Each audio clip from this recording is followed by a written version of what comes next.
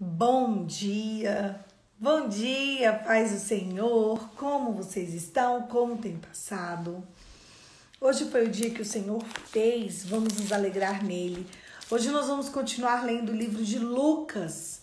Vamos lá, vamos começar?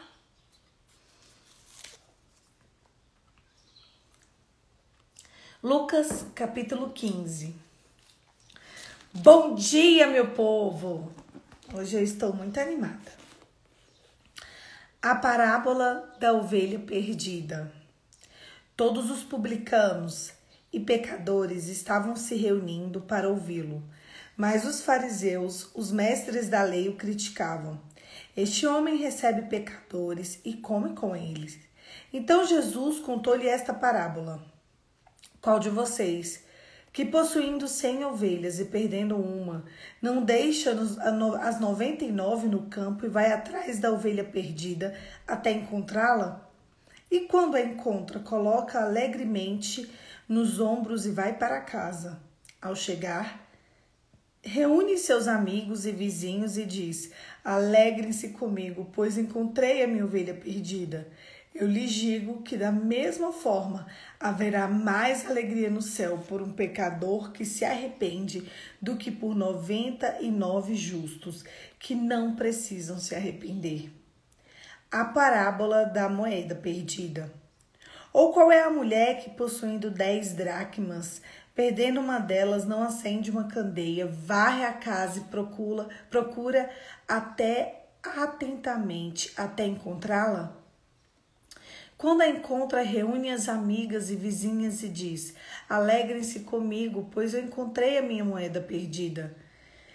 Eu lhes digo que da mesma forma, há mais alegria na presença dos anjos de Deus por um pecador que se arrepende. Parábola do filho perdido.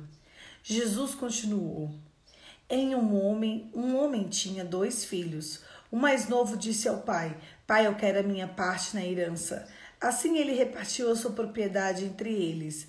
Não muito tempo depois, o filho mais novo reuniu tudo o que tinha e foi para uma região distante. E lá desperdiçou os seus bens, vivendo irresponsavelmente, depois de ter gasto tudo. Houve uma grande fome em toda aquela região. Ele começou a passar necessidade. Por isso foi empregar-se com um dos cidadãos daquela região, que mandou para o seu campo a fim de cuidar dos porcos. Ele desejava encher o estômago com as vagens e alfarrobeias que os porcos comiam, mas ninguém lhe dava nada. Caindo em si, quantos empregados o meu pai tem comida de sobra e eu aqui morrendo de fome? E eu me porei a caminho e voltarei para o meu pai e lhe direi: pai, pequei contra o céu e contra ti. Não sou mais digno de ser chamado de seu filho. Trata-me como um dos teus empregados. A seguir, levantou-se e foi para o seu pai. Estando ainda longe do seu pai, ele o viu cheio de compaixão, correu para o seu filho e o abraçou e o beijou. O filho lhe disse: pai, pequei contra o céu e contra ti. Não sou mais digno de ser chamado de seu filho. Mas o pai disse a um dos seus servos: depressa, tragam a melhor roupa e vistam nele. Coloquem um anel em seu dedo e calçados nos seus pés. Tragam um novilho gordo e mantenham-no. Vamos fazer uma festa e nos alegrar, pois entre este meus filhos estava morto e voltou para a vida eterna. Ele estava perdido e foi achado. E começaram a festejar o seu regresso. Enquanto isso, o filho mais velho estava no campo e quando se aproximou da casa, ouviu a música e a dança. Então chamou um dos seus servos e perguntou: o que está acontecendo? Este lhe respondeu: seu irmão voltou e o seu pai matou o novilho gordo, porque o recebeu de volta são e salvo. O filho mais velho encheu-se de ira e não quis entrar. Então meu pai se insistiu com ele, mas ele respondeu ao seu pai: olha, todos esses anos eu trabalhando como escravo a seu serviço, nunca desobedeci às suas ordens, mas tu nunca me destes e nem um cabrito para eu festejar com os meus amigos. Mas quando volta para casa esse teu filho que esbanjou os teus bens com as prostitutas, mata o novilho gordo para ele. Disse ao pai: meu filho, você esteve sempre comigo e tudo que eu tenho é seu. Mas nós tínhamos que celebrar a volta do seu irmão e alegrar-nos, porque ele estava morto e voltou à vida, estava perdido e foi achado. Esse texto,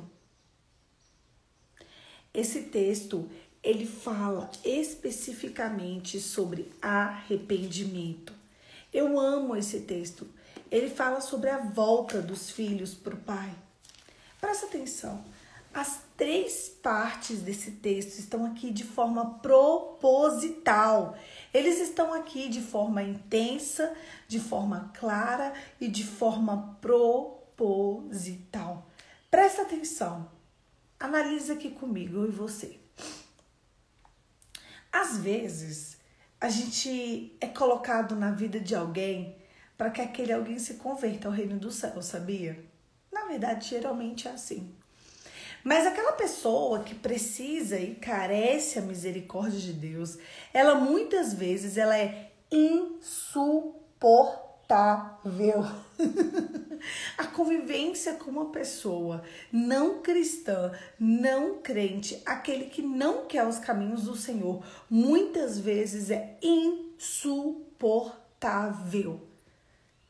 Aquela pessoa que está longe da casa do Senhor, que ela precisa de arrependimento. Mas você sabe o que Deus faz conosco? Ele pega, ele para tudo e ele coloca pessoas ao redor de pessoas, para que aquelas outras pessoas, aquelas que precisam de voltar para o caminho do Senhor, volte. E isso às vezes vem na esfera de um irmão drogado, de uma mãe difícil, de um pai abandonador, de um marido muitas vezes que trai, grosso, sem educação, de um homem de coração duro. E às vezes a gente olha para o pecador e a gente se comporta feito esse filho. Você sabia que na verdade, é quase certo que o seu comportamento diante do pecador, ele vai fazer com que aquela pessoa ou requeira o céu ou queira ficar no inferno? Porque tem muita gente que não quer voltar para a casa do Pai, porque a pessoa que ele convive, que é da igreja, é uma pessoa insuportável, mais insuportável que ela. E parece que o seu comportamento, o meu comportamento, faz com que as pessoas se afastem do reino de Deus. Nós precisamos cuidar de como a gente zela o evangelho. Desde que eu me converti, há muitos anos atrás, eu sempre tive comigo uma coisa: as pessoas precisam de conhecer o evangelho por mim. Eu preciso de ter um testemunho. E esse testemunho começa dentro da minha casa. Nunca ninguém pode levantar a palavra e falar assim: esse evangelho que a Poliana vive, eu não quero viver não. O evangelho que a Poliana vive, ele precisa ser inspirador. Eu sempre tive isso comigo. Sempre.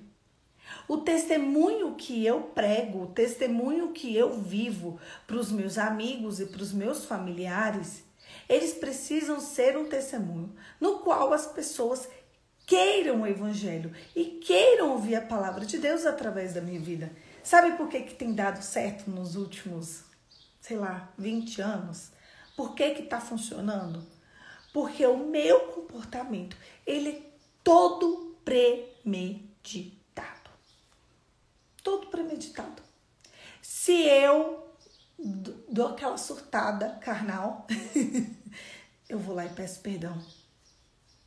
Eu me submeto. Eu me humilho. E eu penso muito antes de me comportar. Eu penso muito antes da forma que eu vou me comportar. Eu penso muito antes da forma que eu vou me vestir. Eu penso muito antes de qualquer coisa. Como eu vou me vestir? As pessoas vão ver Jesus em mim? O que eu vou falar? as pessoas vão ver Jesus em mim.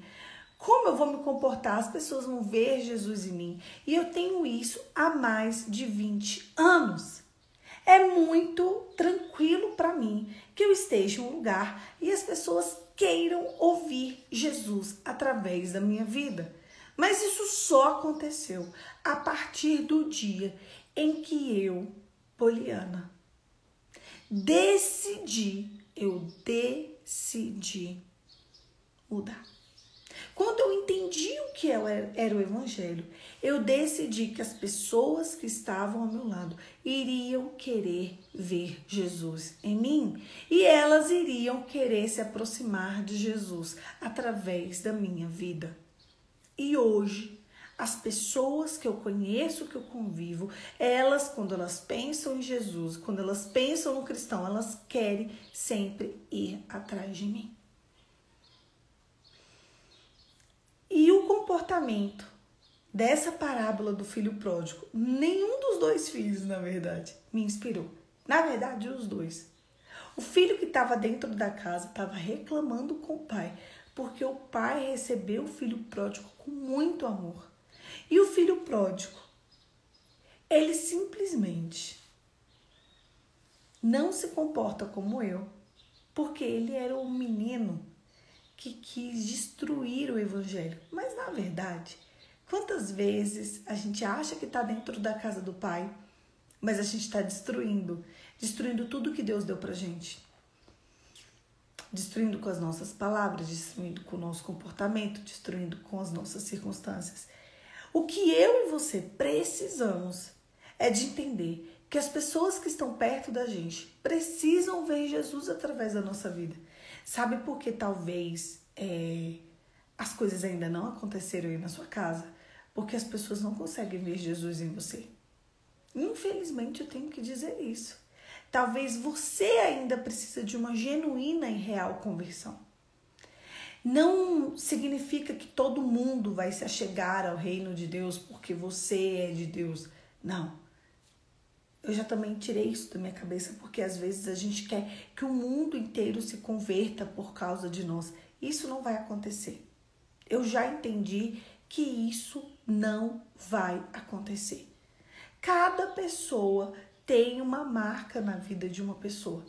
Se a pessoa for se converter, ela vai se converter no tempo dela, no momento dela, no kairos dela. Mas quando ela se lembrar de alguém de Deus, ela precisa ter você como referência.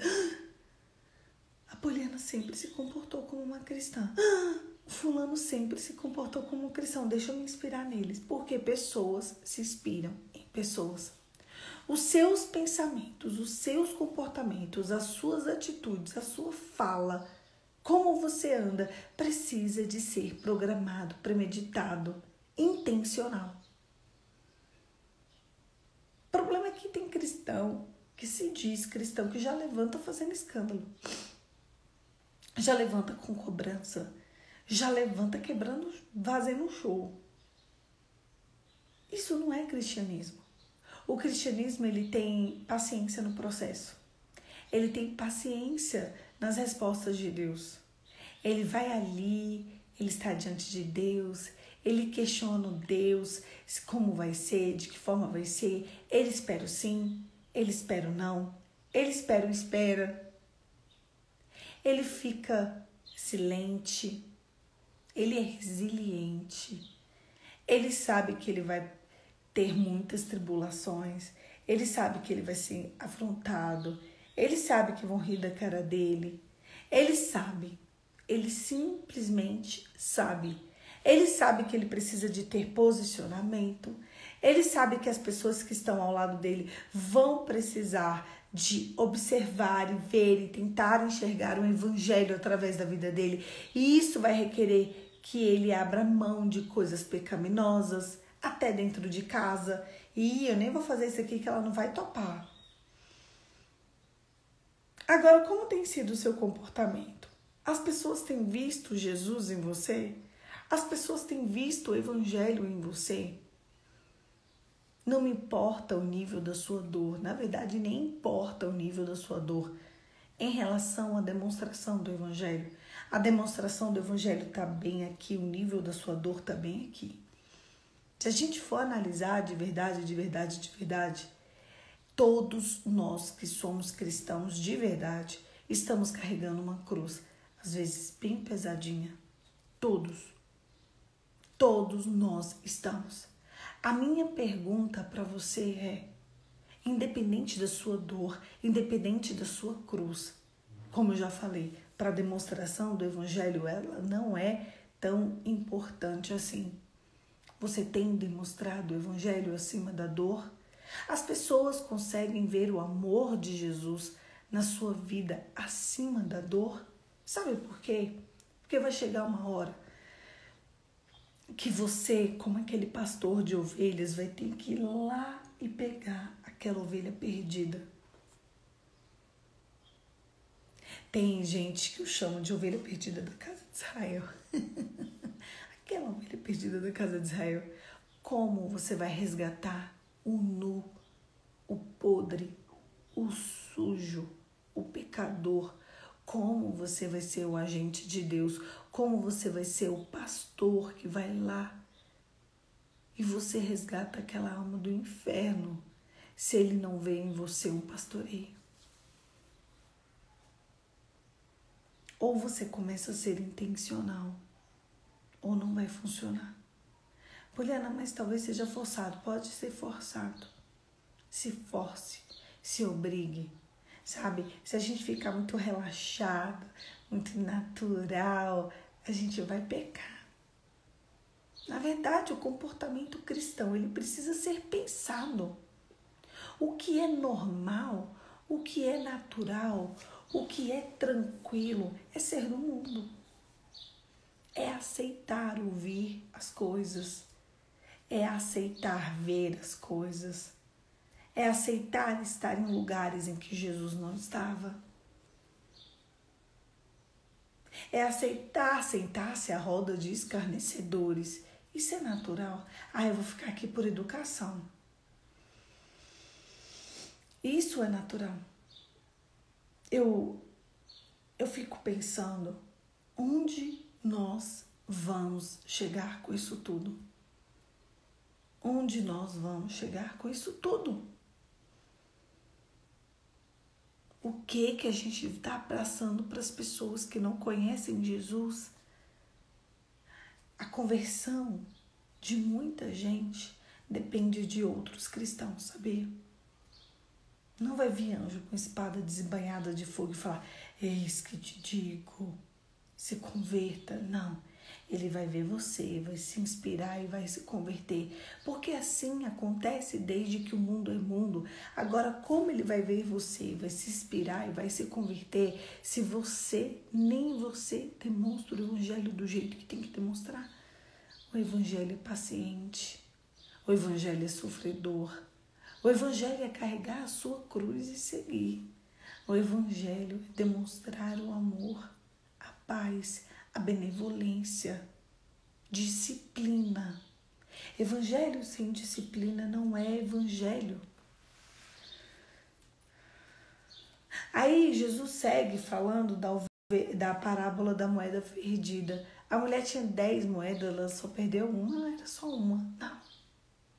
Ela arrumou a casa até achar aquela moeda. E você está desistindo daquilo que Deus te deu. Quantas pessoas estão neste exato momento desistindo do seu casamento só porque está difícil? Quantas mulheres agora, nesse exato momento, estão expulsando seus maridos de casa só porque ele é uma ovelha perdida da casa de Israel? Poliana, mas eu não aguento mais. Daqui 6 meses eu converso com você e eu vou ver se você aguenta ou não. Porque se você me mandar mais um direct dizendo que vai expulsar seu marido, eu vou escrever, expulsa. Expulsa, mas não conversa comigo em 6 meses. Daqui 6 meses eu converso com você, porque aí você vai estar do jeito que tem que estar. Arrependida. Eu tenho certeza absoluta. Com 0,000000000% de dúvidas. Eu não tenho dúvidas. Eu lido com isso há mais de 11 anos. Expulsa seu marido agora de casa. Tira teu marido da cama. Existem mulheres em lágrimas neste exato momento, nesta exata live. Porque elas simplesmente expulsaram seu marido da cama. E 2 anos, 3 anos, 4 anos se passaram. E ele se acostumou a dormir no outro quarto, no sofá, no quarto do filho. Eu conheço um casal que foi brincando desse jeito assim, já são 8 anos. O marido dormindo na cama do filho de solteiro, abraçado com o filho. 8 anos. Morando na mesma casa. Na hora de dormir, ele abraça o filho e não abraça a mulher. Porque um dia ela expulsou ele da cama. E quando você for se apresentar para Jesus, eu fico pensando, quando vocês forem se apresentar para Jesus, quando? O que vocês vão falar?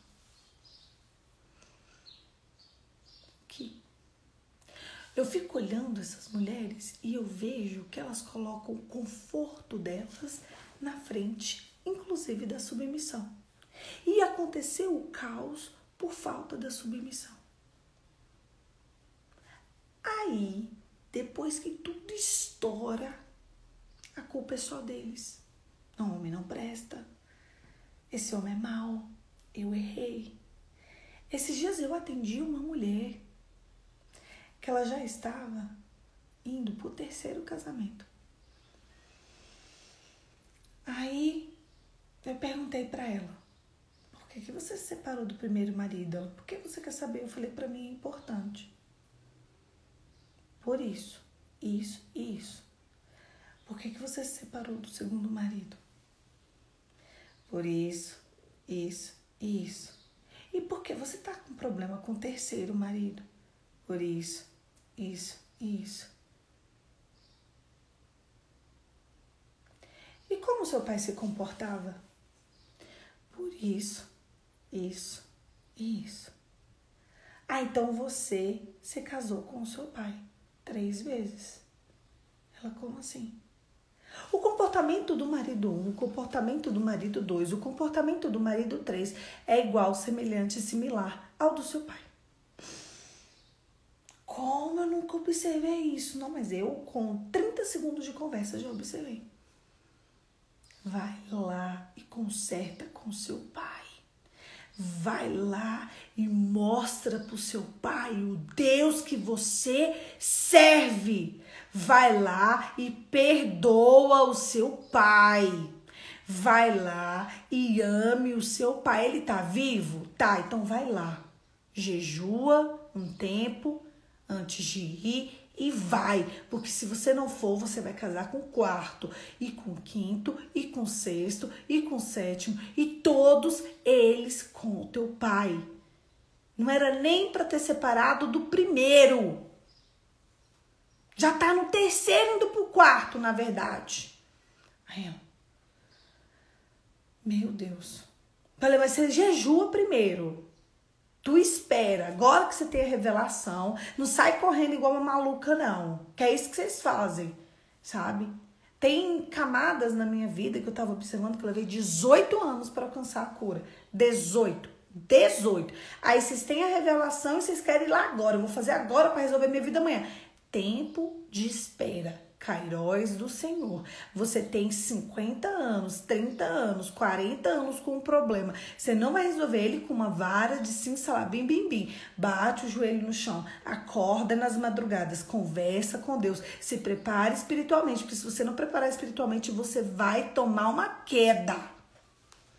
Vou fazer isso. Então faz. Faz que, na verdade, o seu problema era para ter parado no primeiro marido e não tá indo pro 4º. Não, é porque meu marido... Não, não sou marido, não. É tu mesmo.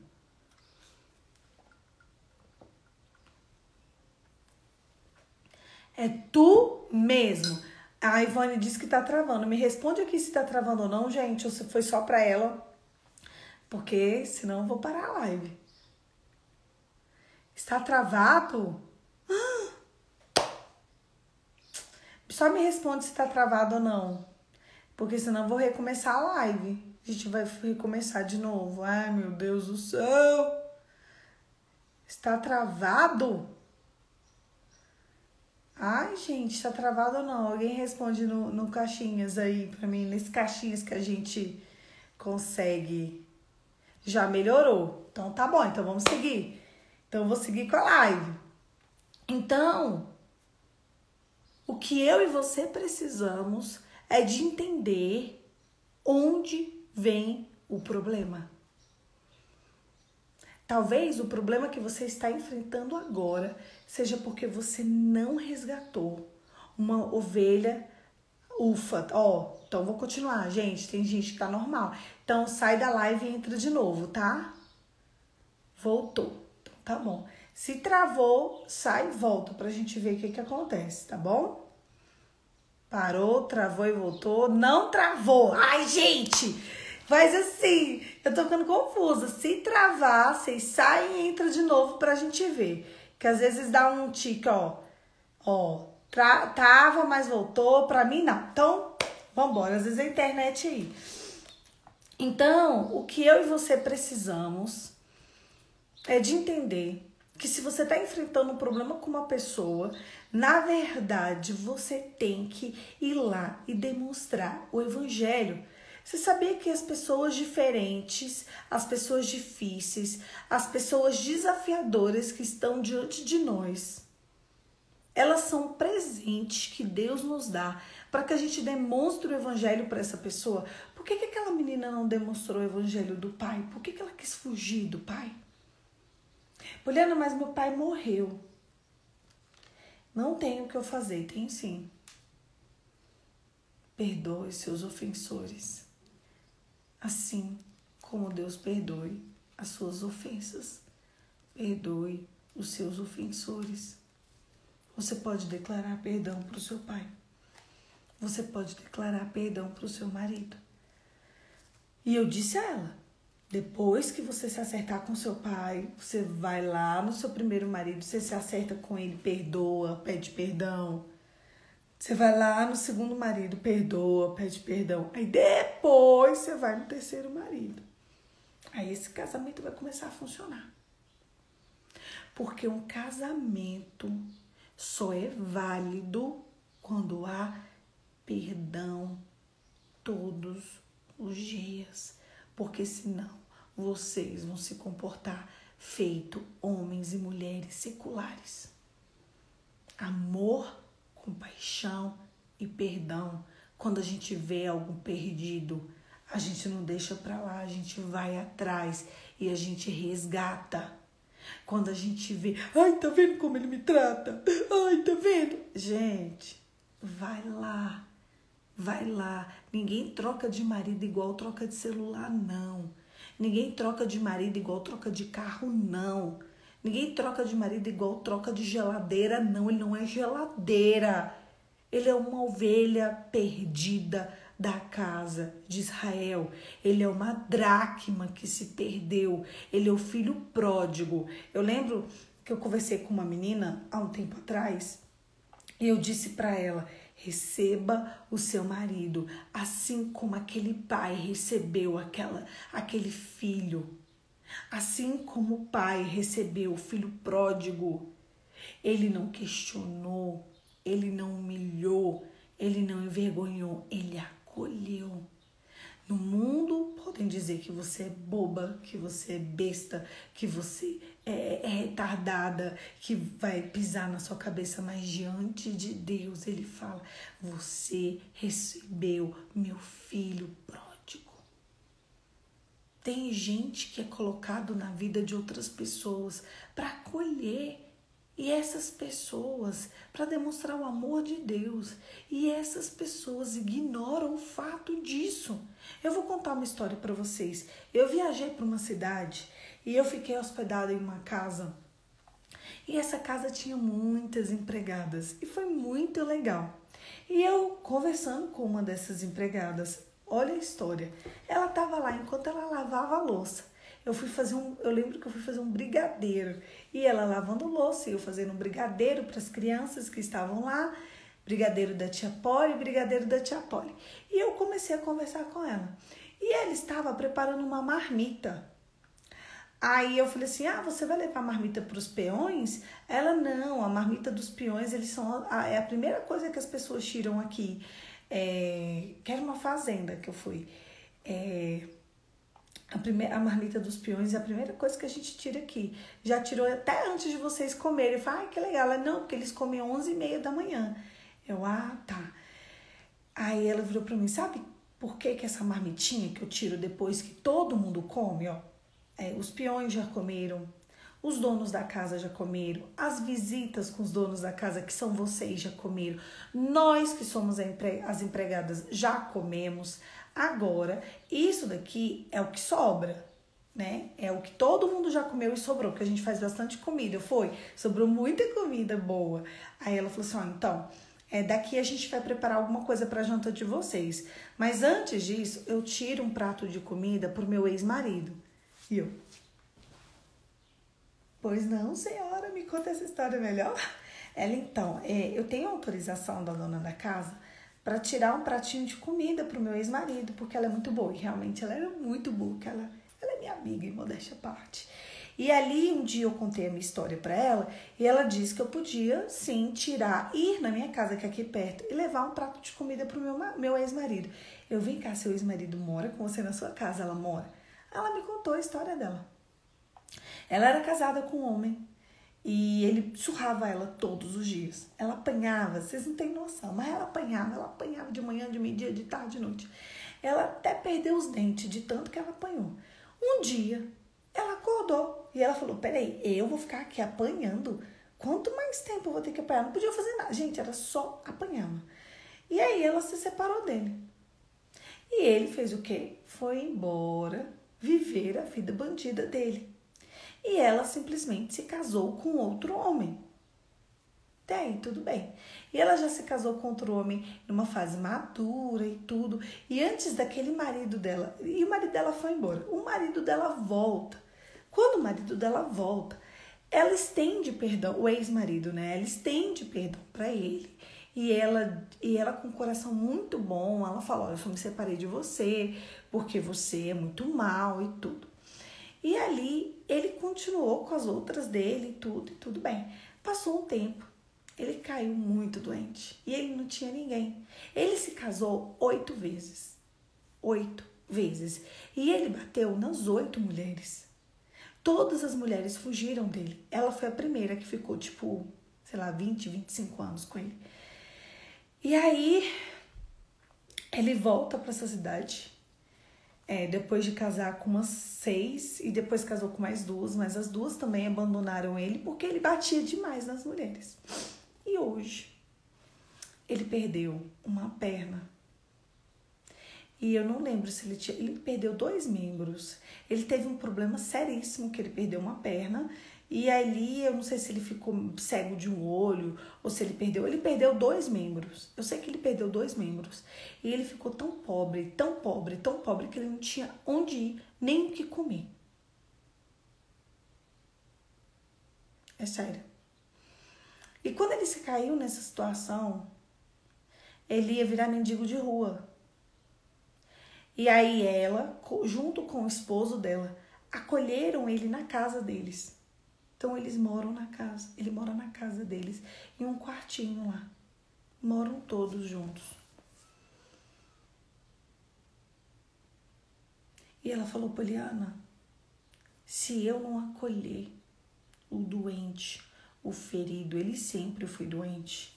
Se eu não acolher aquele que precisa de misericórdia e amor, eu não sou cristã. Eu chorei aquele dia. Ela me mostrava as marcas que ele fez no corpo dela. Eu sei que ele é mau, Poliana, mas ele é o meu marido. Eu não vou ficar casada com ele, mas diante de Deus eu tenho responsabilidade com ele. Aquela mulher tão simples, praticamente iletrada. Ela ensinou muito mais do que essas mulheres maravilhosas que a gente vê por aí. E ela estava fazendo um pratinho de comida gostosa. Ela, não, mas eu tiro coisa boa para ele. Aqui, ó, o arroz que todo mundo comeu, o feijão que todo mundo comeu. Olha o tamanho do bife que eu tô pondo para ele. Eu sei o que ele gosta de comer. Eu sei como ele gosta de comer. Ela pegou sobremesa para ele, num pratinho bonitinho, num prato mesmo. Ela, tá quentinho, eu vou fazer marmita, eu vou levar lá e eu vou dar na boca dele. Quando eu terminar de dar na boca dele, Poliana, meu marido vai escovar os dentes dele enquanto eu venho pra cá. O meu tempo, eu como rápido aqui pra ir lá dar comida na boca dele, porque ele não consegue colocar comida na própria boca dele. E eu volto pra cá pra trabalhar. Eu moro do lado daqui. Eu levo 5 minutos pra chegar na minha casa. 15 minutos pra dar essa comida na boca dele. E eu volto pra cá pra trabalhar.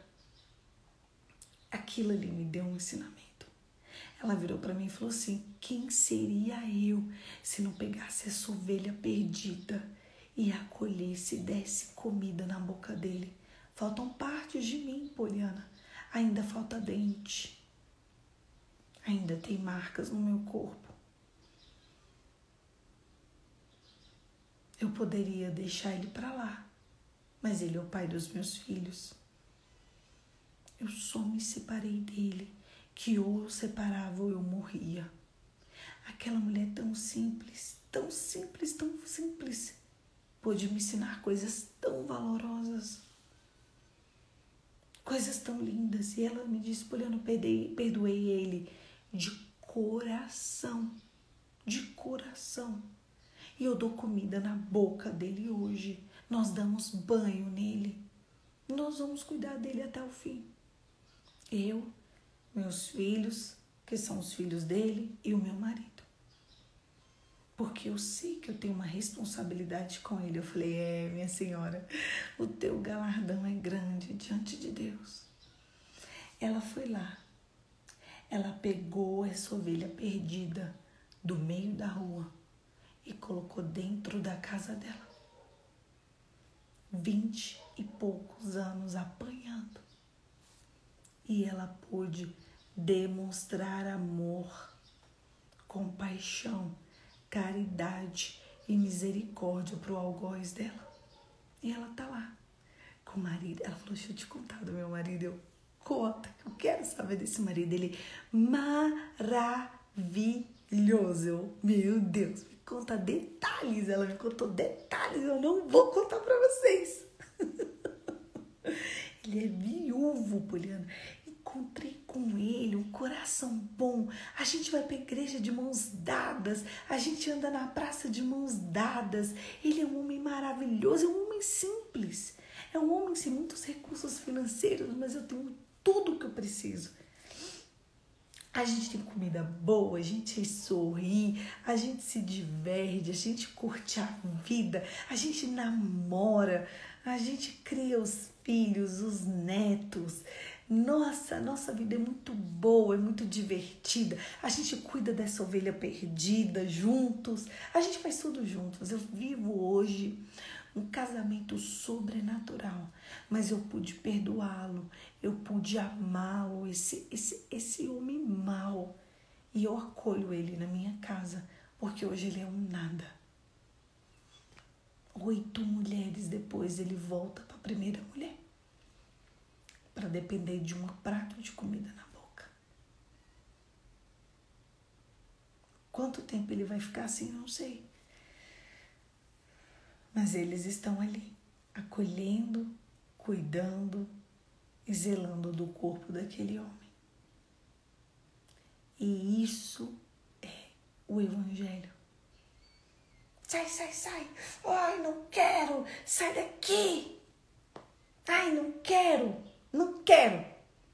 Vou embora. Isso é o Evangelho?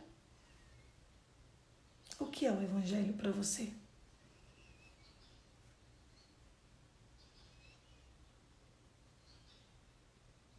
O que é ser de Deus para você?